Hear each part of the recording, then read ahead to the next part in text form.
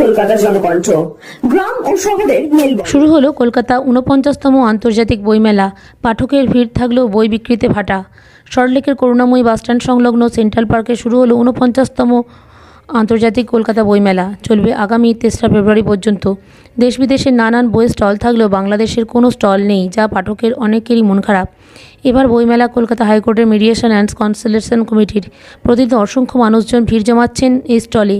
Supreme কোর্টের নির্দেশে কলকাতা হাইকোর্টের মিডিয়েশন কমিটি কীভাবে মামলার পাহাড় কমাতে কার্যকরী ভূমিকা নিচ্ছে, তা বিভিন্ন বইয়ের পাশাপাশি মিডিয়েশন কমিটির সদস্যরা বইমেলায় আগতদের বিস্তারিত বর্ণনা দিচ্ছেন।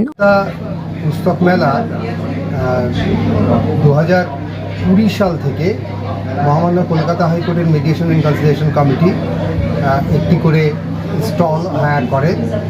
এই উদ্দেশ্যে কি মধ্যস্থতা বা মিডিয়েশনের যে কনসেপ্ট, তা যেন এই কলকাতা পুস্তক মেলার সমস্ত ভিজিটার যারা আসেন তাদের মধ্যে সেই বার্তা ছড়িয়ে দেওয়া যায়।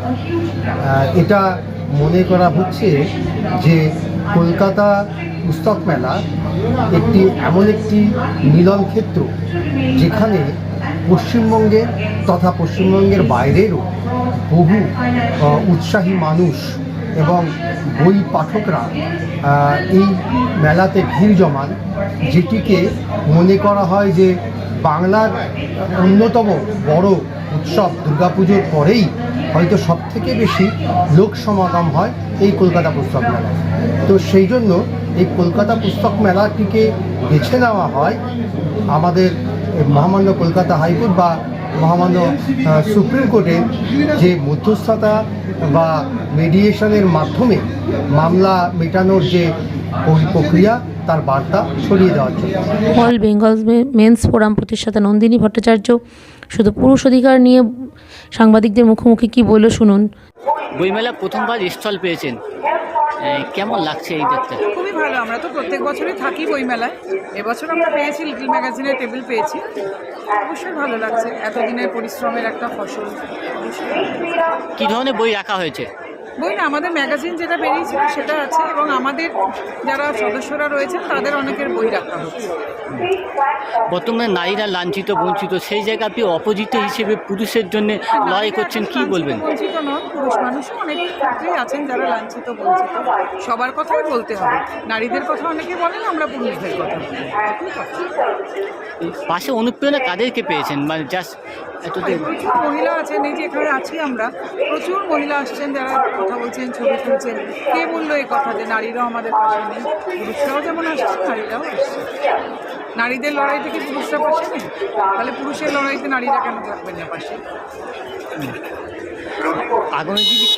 আগামী দিনে পুরুষদের নিয়ে কি লক্ষ্য উদ্দেশ্য আছে? এখন লক্ষ্য পুরুষ কমিশনের বাইরে আপাতত কোনো লক্ষ্য নেই। আপনার নাম?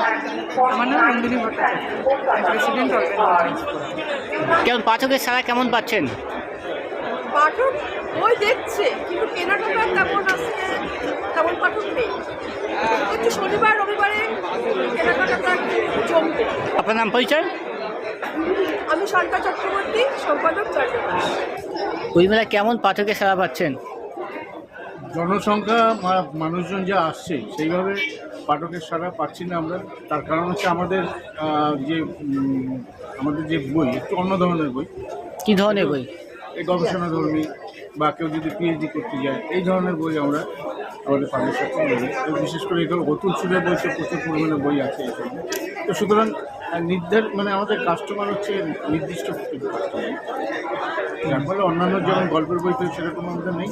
বাচ্চাদের বইতেই আছে, কিন্তু মূলত আমাদের এই বইগুলোই হচ্ছে আসলে। আপনার নাম, পরিচয়? আমার নাম প্রশান্ত বিশ্বাস। আর এই স্টল? তবে স্টল ফাঁকা থাকলেও ভিড় ছিল চোখে পড়ার মতো। ক্যামেরায় সুলেখা চৌধুরীর সঙ্গে কাজী হাফিজুল ও সাবিনা রোজলিন, রিপোর্ট নিউজ কলকাতা। চিকিৎসার কথা ভাবছেন? আজই চলে আসুন শীষ general and eye care hospital. 40 বছর মানুষের সেবায় নিয়োজিত সুচিকিৎসার বিশ্বস্ত প্রতিষ্ঠান। কলকাতার অভিজ্ঞ ডাক্তার দ্বারা অপারেশন ও চিকিৎসা করা হয়। কাঠালিয়া, ভাঙড়, কাশীপুর, দক্ষিণ 24 পরগনা। যোগাযোগ 7407337744, 7407441234।